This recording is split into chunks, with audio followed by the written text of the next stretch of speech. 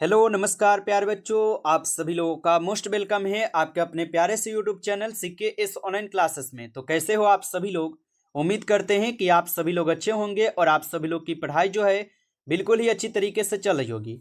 तो प्यारे बच्चों, आज के इस क्लास में हम सभी लोग जो है पढ़ने वाले हैं क्लास 12th जियोग्राफी, यानी कि प्यारे बच्चों भूगोल के जो है ना मोस्ट इंपॉर्टेंट क्वेश्चन को देखने वाले हैं। जो कि प्यारे बच्चों आपका जियोग्राफी का एग्जाम 5 फरवरी को होने वाला है। उनके लिए प्यारे बच्चों इस क्लास में वायरल प्रश्न को पढ़ेंगे, जो कि सीधे सीधे प्यारे बच्चों आपके पेपर में जो ना ये सभी प्रश्न देखने को मिलेंगे। तो आप अच्छे से जरूर याद कर लीजिएगा इन प्रश्न को, ठीक है। तो चलिए बच्चों क्लास को स्टार्ट करते हैं। उनसे पहले यदि आप इस चैनल पे पहली बार जुड़े हैं तो आप जो है ना इस चैनल को प्यारे बच्चों जरूर सब्सक्राइब कर लीजिए, और सब्सक्राइब करके आप ऑल नोटिफिकेशन को भी ऑल पे दबा लीजिएगा, जिससे कि बच्चों जब भी क्लास स्टार्ट हो सबसे पहले नोटिफिकेशन आपके पास पहुंच सके। तो आप इस चैनल को भी सब्सक्राइब कर लीजिए, और साथ ही साथ प्यारे बच्चों आप इस क्लास को भी एक बार आप लाइक जरूर कर लीजिएगा। तो चलिए क्लास को स्टार्ट करते हैं, और देखिएगा आपका क्वेश्चन क्या दिया गया है बच्चों। क्वेश्चन यहाँ पर आपका दिया गया है, और क्वेश्चन क्या है बच्चों कि मात्रणात्मक क्रांति संबंधित है। चलिए आंसर लगाइएगा कि मात्रणात्मक क्रांति बच्चों किससे संबंधित है। तो प्यारे बच्चों आपको पहले भी पढ़ाए हैं कि मात्रणात्मक क्रांति जो है ये मानव भूगोल से और भौतिक भूगोल दोनों से है। तो ऑप्शन यहां पर क्या हो जाएंगे बच्चों, सी इस क्वेश्चन का सही जवाब है, आप याद रखिएगा। चलिए आगे देखिए, अगला यहां पर आपका प्रश्न आता है 2 नंबर क्वेश्चन। और क्वेश्चन क्या है कि किस भूगोल वेता ने राज्य यानी कि देश का वर्णन जीवित जीव के रूप में किया है। चलिए बताइए कि किस भूगोल वेता ने राज्य देश का वर्णन जीवित जीव के रूप में किया है। तो आप याद रखिएगा ये जर्मन भूगोल वेता ने किया है। तो ऑप्शन बी सही जवाब है, जर्मन भूगोल वेता होगा। आगे देखिएगा यहाँ पर आपका प्रश्न आता है 3 नंबर। और क्वेश्चन क्या दिया गया आपका कि मानव भूगोल मानव समाजों और धरातल के बीच संबंधों का संश्लेषित अध्ययन है, ठीक है। और मानव भूगोल की यह परिभाषा किसने दी थी। तो ये परिभाषा किसने दिया था। तो आप याद रखिएगा रेट जेल के द्वारा ये परिभाषा दी गई है, आपको याद होना चाहिए, ये जरूर पूछे जाएंगे। आगे देखिए अगला यहाँ पर आपका प्रश्न आता है बच्चों यहाँ पे 4 नंबर क्वेश्चन। क्वेश्चन क्या दिया गया है कि भौगोलिक पर्यावरण तथा मानवीय क्रियाकलापों के पारस्परिक संबंधों का अध्ययन ही मानव भूगोल का विषय है, और ये किसने कहा था। तो बच्चों ये कथन किसका था, तो आप बताएंगे कि एल्सवर्थ हंटिंगटन के थे। ऑप्शन ए यहाँ पर आप लोग का सही जवाब दिए गए हैं, याद रखेंगे। चलिए आगे देखेंगे, यहाँ पर प्रश्न है आप लोग का 5 नंबर कि कौन सा मार्ग मानव भूगोल से संबंधित नहीं है। चलिए प्यारे बच्चों थोड़ा कठिन लगेंगे क्वेश्चन, क्योंकि जो क्वेश्चन पूछे जाएंगे वही क्वेश्चन करा रहे हैं, इसलिए अच्छे से इन प्रश्न को देखिए। यदि आपको 70 में 35 क्वेश्चन बिल्कुल आपको सही करना है ना, तो बिल्कुल प्यारे बच्चों इन प्रश्न को आप याद कर लीजिएगा, ठीक है। और बताइएगा कि कौन सा मार्ग मानव भूगोल से संबंधित नहीं है। तो कौन सा नहीं है बच्चों, तो नई खोज, ये बिल्कुल नहीं है। ऑप्शन यहाँ पर आप लोग का डी जो है ना सही जवाब हो जाएंगे, नई खोज होगा। आगे देखिएगा आपका यहाँ पे प्रश्न है 6 नंबर। और क्वेश्चन क्या है कि प्राकृतिक और मानव के बीच पारस्परिक क्रिया का सबसे महत्वपूर्ण कारक कौन सा है। तो प्राकृतिक और मानव के बीच पारस्परिक क्रिया का सबसे महत्वपूर्ण कारक कौन है। तो यहाँ पर कौन हो जाएंगे, तो यहाँ पर हो जाएंगे आपके समझबूझ। क्या है, समझबूझ हो जाएंगे। ऑप्शन डी लगा रहे हैं बच्चों, तो सही जवाब है आपका। आगे देखिए अगला प्रश्न है यहाँ पर। क्वेश्चन है कि मानव भूगोल की बताइएगा कि कौन मानव की मूल आवश्यकता से संबंधित नहीं है। और प्यारे बच्चों नोट्स के बारे में भी आपको बता देंगे, थोड़ा क्वेश्चन आपको पहले पढ़ा देते हैं, उसके बाद नोट्स के बारे में बता देंगे कुछ देर के बाद, ठीक है। चलिए तो कौन मानव की मूल आवश्यकता से संबंधित बच्चों नहीं है। तो आप याद रखेंगे परिवहन नहीं है, ठीक है, परिवहन नहीं है, ऑप्शन सी सही जवाब होगा। आगे देखिए अगला प्रश्न यहाँ पर आता है कि कौन विद्वान मानव भूगोल से संबंधित नहीं है। चलिए बताइए कि कौन विद्वान मानव भूगोल से संबंधित नहीं है। तो याद रखिएगा बर्ट्रैंड रसेल हो जाएंगे। कौन नहीं है बच्चों, बर्ट्रैंड रसेल नहीं है। आगे देखिएगा यहाँ पर आपका प्रश्न है, और क्वेश्चन क्या है 9 नंबर। क्वेश्चन है कि किस भूगोल वेता ने एक ही नई संकल्पना प्रस्तुत की जो दो विचार पर्यावरणीय निश्चयवाद तथा संभववाद के मध्य मार्ग को परिलक्षित करता है। तो बच्चों ये कौन हो जाएंगे, तो ये हो जाएंगे आप सभी लोग का यहाँ पे टेलर। ऑप्शन डी सही जवाब है, टेलर, याद रखिएगा आप सभी लोग। आगे देखिएगा यहाँ पर आपका प्रश्न आता है, और क्वेश्चन क्या दिया गया 10 नंबर है कि मनुष्य प्रकृति का दास है, और ये किस दर्शन की धारणा है। तो मनुष्य प्रकृति का दास है और ये किस दर्शन की धारणा है। तो आप याद रखोगे प्यारे बच्चों ये नियतिवाद के हैं। किसका है, नियतिवाद के हैं, ऑप्शन सी सही जवाब है। आगे देखिए अगला प्रश्न आता है यहाँ पे 11 नंबर कि निम्नांकित में से कौन सामाजिक भूगोल की उपशाखा है। चलिए बताइए कि निम्नांकित में से कौन सामाजिक भूगोल की उपशाखा है। तो यहाँ पे हो जाएंगे उपशाखा कैन सैन्य भूगोल। कौन होगा बच्चों, सैन्य भूगोल है, यहाँ पर याद रखेंगे। आगे देखिएगा यहाँ पर आपका प्रश्न आता है 12 नंबर और क्वेश्चन क्या है कि निम्न पुस्तकों में कौन हबोल्ट द्वारा लिखित है। चलिए बताइएगा निम्न पुस्तकों में बच्चों कौन है जो कि हबोल्ट के द्वारा यहाँ पे लिखित है। तो हबोल्ट द्वारा लिखित पुस्तक कौन से है, तो जनसंख्या भूगोल। ये क्या है, तो बिल्कुल नहीं है, ये कासमास हो जाएंगे। ठीक है, यहाँ पर कासमास को सही जवाब करेंगे। चलिए आगे देखिए अगला प्रश्न यहाँ पर आता है आप लोग का 13 नंबर क्वेश्चन है और क्वेश्चन क्या है कि निम्न में से कौन मानव भूगोल से संबंधित है। चलिए नहीं पूछा है, ठीक है, तो निम्न में से कौन मानव भूगोल से संबंधित नहीं है। तो यहाँ पर मानव भूगोल से संबंधित क्या है, प्रत्यक्षवाद ये है, संभववाद ये भी है, समुद्र विज्ञान नहीं, ये समुद्र विज्ञान नहीं है, तो ये तो आप लोग का ऑप्शन सी गलत है, तो ऑप्शन सी करेंगे सही जवाब। आगे देखिए अगला प्रश्न है कि फेब्रेन संबंधित है।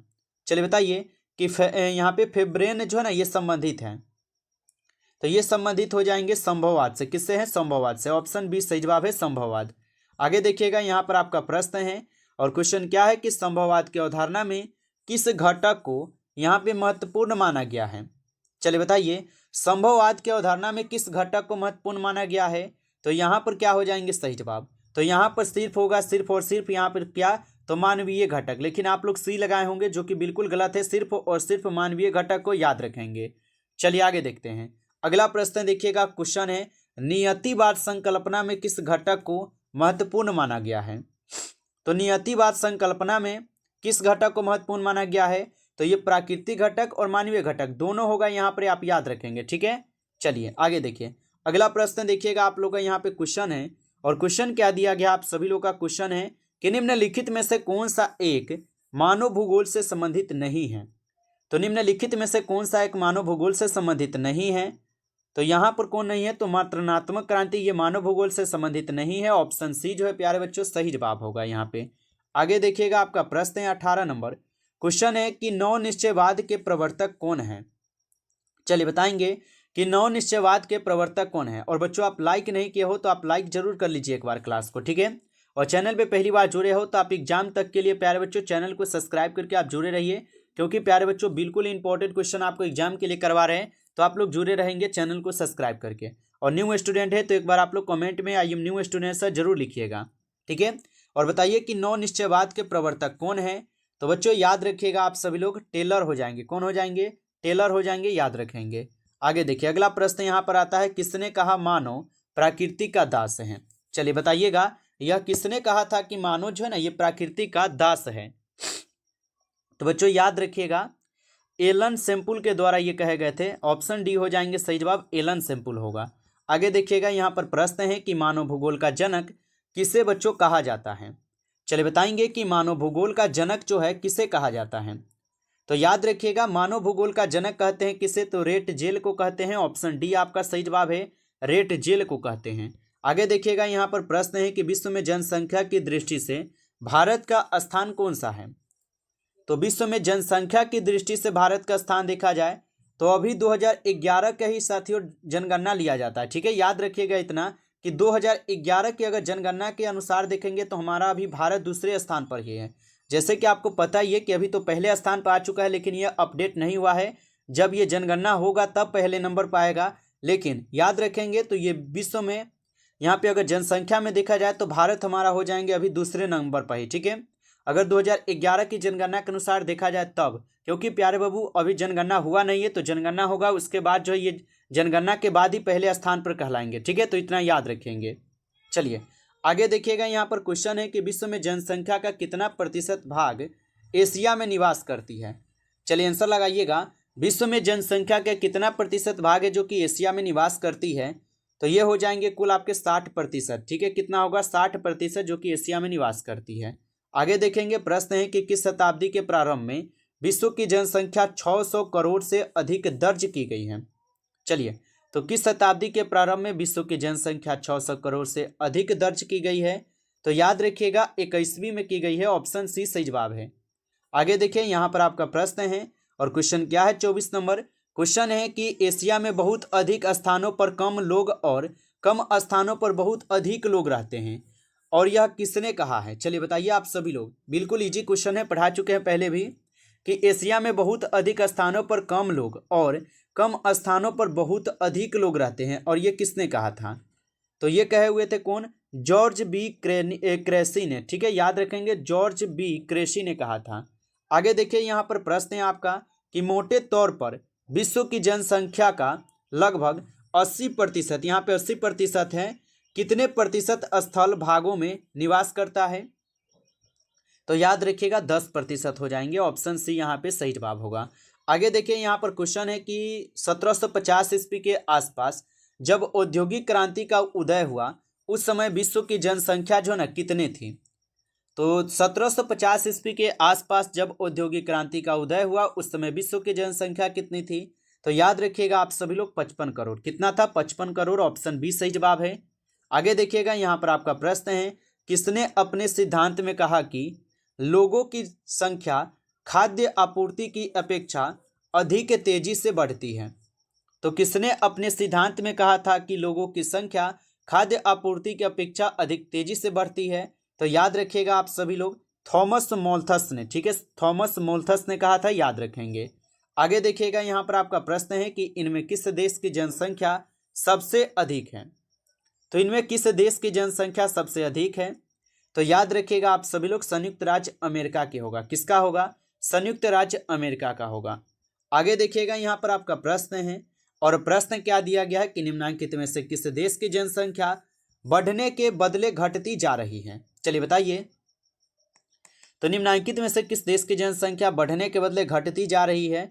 तो ये हो जाएंगे डेनमार्क का। किसका होगा? डेनमार्क का। चलिए आगे देखिए, और प्रश्न यहाँ पर दिया गया है कि अनुमानतः किस वर्ष भारत की जनसंख्या जो है ना 2 अरब हो जाएगी? चलिए बताइए, अनुमान लगाना है आपको। और बच्चों नोट्स के लिए बोले हैं, और आप सभी जो लोग चाहते हैं कि बिल्कुल आपको सब्जेक्टिव क्वेश्चन गेसिंग किया गया मिल जाए, जिससे कि आप लोग के पेपर में वही क्वेश्चन आए, तो आप इस नंबर पे एसएमएस जरूर कीजिए 96218 इस पे आप जो है ना प्यारे बच्चों इस तरीके से एसएमएस करना है कि सर हमें नोट चाहिए। ठीक है, आपको प्यारे बच्चों वही एक सब्जेक्ट का आपको 30 रुपये लग रहे हैं, तो यदि आप 5 सब्जेक्ट लेंगे तो आपको 150 पड़ जाएंगे। ठीक है, तो आप चाहें तो इसको ले सकते हो, और जितना आपको सब्जेक्ट का लेना हो आप ले सकते हो। बिल्कुल इसमें आपको इंपॉर्टेंट गेसिंग किया गया सब्जेक्टिव मिलेंगे, और सब्जेक्टिव लीजिएगा तो इसमें आपको फ्री में ऑब्जेक्टिव भी दे दिए जाएंगे। ठीक है, तो ऑब्जेक्टिव और सब्जेक्टिव दोनों मिल जाएंगे। अगर आप लेना चाहते हो तो आप ले सकते हो इस नंबर पर एसएमएस करके। ठीक है, चलिए हम अपनी क्लास की ओर बढ़ते हैं, और बताइए कि अनुमानतः किस वर्ष में भारत की जनसंख्या 2 अरब हो जाएगी? तो यहाँ पे सही जवाब क्या हो जाएंगे? सी हो जाएंगे। 2036 तक ये अनुमान लगाई जाती है। आगे देखिए, अगला प्रश्न है, किसके अनुसार आबादी बहुत अधिक होने जाने पर अकाल, महामारी या परस्पर क्या है लजकर बहुत से लोग स्वतः मर जाएंगे?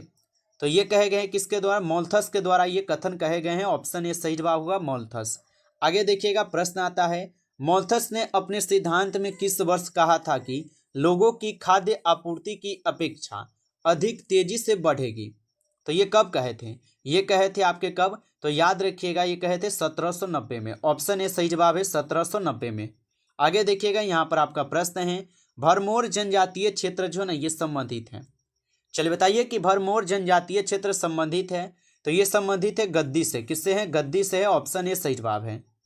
आगे देखिएगा, यहाँ पर आपका प्रश्न है कि मसाई जनजाति संबंधित है। चलिए आंसर लगाइएगा आप सभी लोग कि मसाई जनजाति किससे है? तो मसाई जनजाति यहाँ पर तो कोई भी नहीं है, तो ऑप्शन डी होगा, किसी से नहीं है।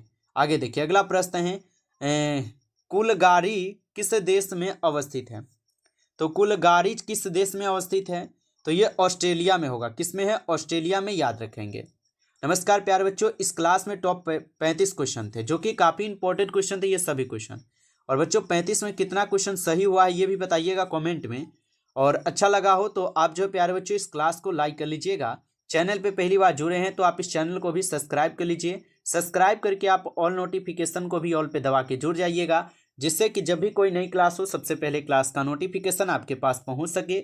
और प्यारे बच्चों, अगर आपको नोट्स चाहिए तो इस नंबर पे आप एसएमएस करके एक नोट्स को प्राप्त कर सकते हो, नोट्स को ले सकते हो 96218 ठीक है। इस नंबर पे एसएमएस कीजिए और बोलिए कि सर हमें नोट्स चाहिए। ठीक है, इस नंबर पे आप लोग एसएमएस करेंगे। चलिए बच्चों, फिर मिलते हैं आपसे नेक्स्ट टॉपिक के साथ नेक्स्ट क्लास में। तब तक के लिए जय हिंद, जय भारत।